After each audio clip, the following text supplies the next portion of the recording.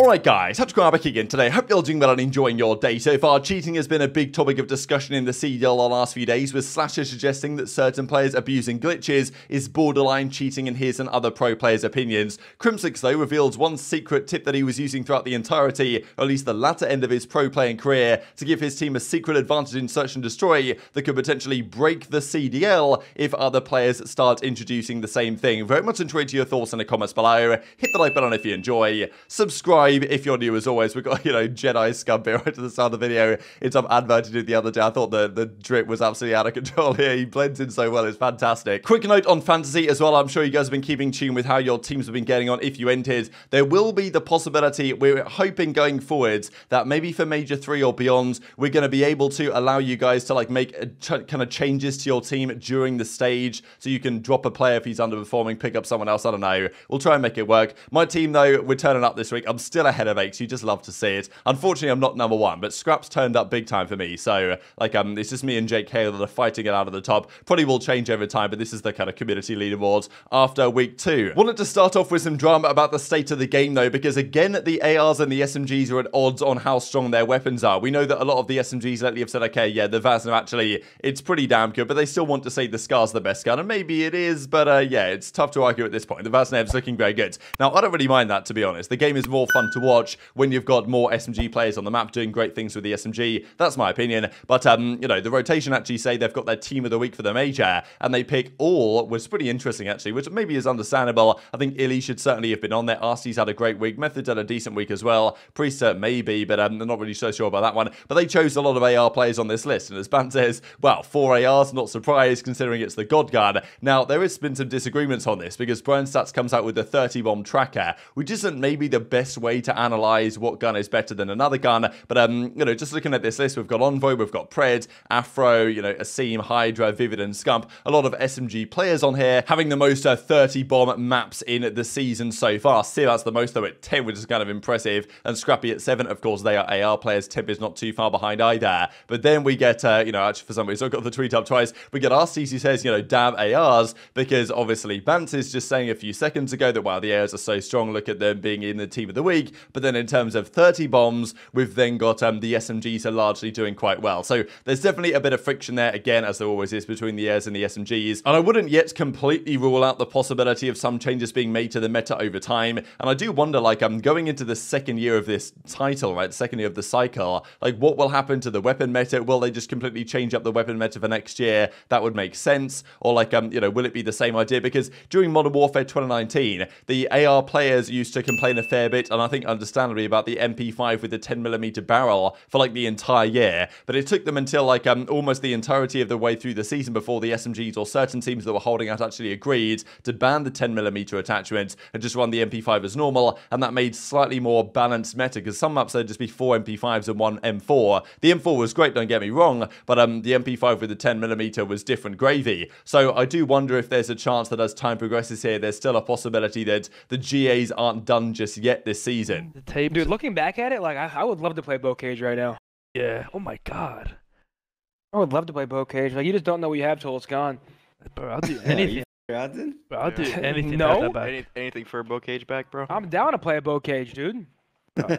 I'll do anything to get that back, bro. Anything. I'll just start twerking, bro. Like, where's Parker, bro? Let's tell him to go. Had to share that quick clip there as well from Methods, just because, yeah, as he understandably says, he'd kind of like to play Bocage right now, given the state of this game and what he's playing, the lack of red dots, the dead silence, and also the maps that are currently being played on. His Shotzzy just absolutely having his way on Hydro. But, yeah, the map's not looking so good. I do wonder what the future is going to be in terms of the map set here, because going forward, we would expect them to add these other maps. We thought, I mean, look, Terminal and stuff, and even that old school Quarry map, they're on the Warzone map now. So you'd think that surely they've got some version of them ready to just pop into the CDL, or not necessarily the CDL, but at least into regular multiplayer, and then we can see if they're actually viable for competitive. The other theory is, of course, they're saving all of that additional content for the second year. They're going to drop a big update expansion pack with all the new maps and stuff, which would be good. But yeah, we are kind of crying out for a decent map pool at this point. But if we do get some additional remastered maps, we could have a decent map pool. But yeah, there's still been some frustrations about the state of things. I know that a lot of pros don't like Hydro, but equally, if he's saying bring back Bacage, he doesn't necessarily paint the greatest picture. Let's talk about the cheating stuff then. So we saw yesterday, we discussed Slash's tweet here talking about the staircase cheating, the you know, the fact that what a lot of these pro players are doing by doing the snaking, but also glitching on the staircase and various different things, and even the loudness equalization. I believe Parasite actually explained it on the reverse sweep yesterday and said that basically the way loudness equalization works is there's some software you can put on your computer that enables you to, it really raises the low frequency sounds and lowers the high frequency sounds. So gunfights actually sound quite quiet, but the lower frequency noises such as footsteps can be just basically boosted massively. So it's just a software that people are using to absolutely hear everything on the map, which is outrageous because there's no skill involved in predicting where someone's going to be if you could just always hear them anyway. So it is very frustrating, and Slasher, obviously, that was boiling over to what Slasher believed. Now, Crimsix gave his thoughts on what was happening during his career, on you know, how he was affected, not exactly cheating in his opinion, but he was abusing, or he was using, let's say, all the circumstances of his surroundings to his advantage during clutch situations. He said that especially towards the end of Vanguard, when Kismet came into the team, quite often Kismet are being 1v1s, 1v2s, even Hydra as well when they were teaming, of course, last season, and Crimsix would take advantage of everything you possibly could to give them the information necessary. He'd say to Kiz, look, 1v2, you've got the bomb down, let me tell you when they're on bomb. Now, we've always talked, of course, about the crowd giving away diffuses, like by screaming and shouting and all this, which does happen, but you know, sometimes it doesn't happen, and also the pros can't always hear it. You can hear it in certain circumstances, but you know, it's not always the case because they're meant to have noise cancelling headphones on, right? They've got the sound coming in through a little earbud underneath these big noise cancelling headphones that play white noise in their ear, which you know, should reduce the amount of sound they can hear from the crowd. You can still hear like probably the vibrations of the crowd in the stage and all this, so if people are making a lot of noise in the crowd, you can definitely feel it, but you shouldn't really be able to hear them shouting and screaming when the diffuse is coming in. Of course, that's the crowd's fault to a certain extent, but even when they weren't doing that, Crim has a solution that he reckons could be game-breaking for the league. I'll put one of my secrets out there. Okay. So Kismet won a whole bunch of 1v1s, 1v2s, yada yada, right?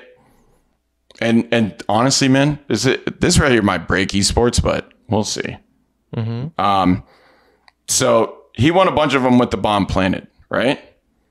And you know, we have like, these are actually the same IEMs I wore at events. Shout out 64 Audio. And then you have like noise canceling Astros. No, this is generic headsets. They don't have a brand or anything. You got your favorite Southwest Airlines pilot headset. Pretty much. On top of it. So you can't really hear all that much, right? So what Kismet would do, there's a couple situations where like he was not in a position to look at the bomb, right? But the bomb was planted. He's, you know, just sitting there hiding. I'm like, you know, before we pretty much talked about it, we're like, yo, Kiz, like, find somewhere to hide. I'll tell you when they're on the bomb. Okay. Do you know about what I did one? No. Right. So everyone like thinks, oh, you know, pop one headphone off or whatever, like do this and that. Right. Well, that's straight up. That's like borderline cheating. Yeah. Right. But what about seeing the crowd you're talking about? Yep. Okay. You know what I would do? If my teammates got the bomb down and I'm in a 1v, or my teammate's in a 1v1 and I'm playing right here, right? I'm doing this. You're watching someone in the crowd? I'm looking at their faces. It's not like someone putting up a sign, diffusing, you know, that's, some people would do that. It's like, well, at least there's rumors about it, you know, like that happening.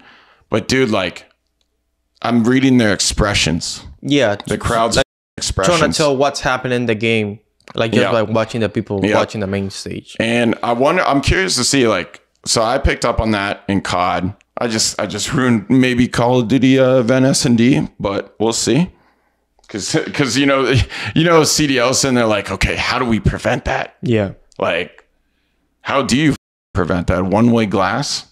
So this is the setup at the event, right? You've got these massive headphones on, you've got this wire underneath which puts the game sound in their ear, and that this is him with his team last year with Kismet next to him. So, you know, I thought very interesting observation from Crimsix. Of course, this has been a thing in previous, I think even back in, there was some French Counter-Strike event several years ago where I think it was LDLC or something. There were great rumors that they were basically, there was some crowd cheating going on. Someone in the crowd was holding up a sign, it probably didn't say A or B. That's the kind of classic thing that someone holds up a sign that says A, someone holds up a sign that says B to tell the team on defense where the offensive team is going. But there was some sort of clues being given, or there was some drama. I think it's happened in esports past. But the idea of a player like kind of looking between their monitors and trying to read the crowd and see, like, you know, look at a guy's face in the crowd and say, okay, is he defusing? Because, you know, would he be reacting like this? Would all these guys be reacting like this if the guy was defusing, or would he not? And, you know, being able to tell your teammates that information with good accuracy is probably quite a good thing to do. If you can get that right 60, 70, 80% of the time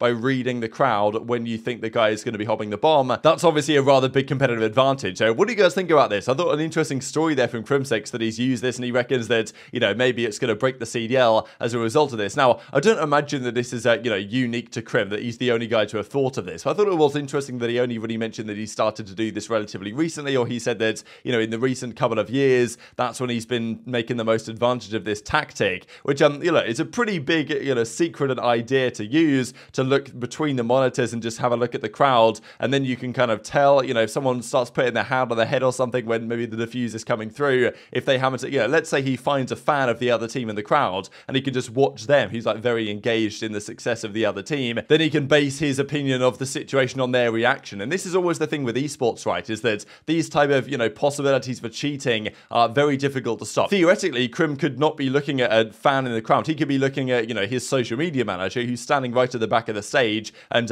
you know, has just turned their flashlight on their phone or something when the bomb's getting defused. I don't know. There's so many ways to potentially abuse this that might be incredibly difficult for the CDL to actually stop. And this is the difference between esports and regular sports. In regular sports, you know, it doesn't matter. You can see everything going on the pitch, right? It's not a problem. But when there's, you know, stuff like this in esports, it does become an issue with potential crowd cheating situations. I couldn't really find a good clip here of Kismet clutching up in Search and Destroy with Crimsix being dead and potentially giving him info. They did clutch some nice stuff though towards the end of the season, even Kismet and Crim here in control, but there was also some similar situations that occurred in Search and Destroy. And in fairness, the event that they won last year, Crimsix and Co on New York Subliners, was the Prime, where there was no crowd, so it's not like you know, this was a crutch for Crimsix, he couldn't win without it, but it was obviously some discovery he made that you know, he can kind of read the way the crowd's reacting and therefore use that to a competitive advantage. Now, is that, you know, is this considered cheating, right? Because at the end of the day, he's using, you know, all the information available to him in a circumstance. Like, if the crowd makes some noise when someone's defusing, you know, it's not, the players aren't cheating, it's just how it is. But I guess he is going out of his way to look at the crowd to try and gain some additional information that maybe he shouldn't be allowed to have. But at the same time, you can't exactly, could you ban a player, like, you know, just looking over their monitor or looking to the side of their monitor to look at the crowd? Like, it's kind of impossible to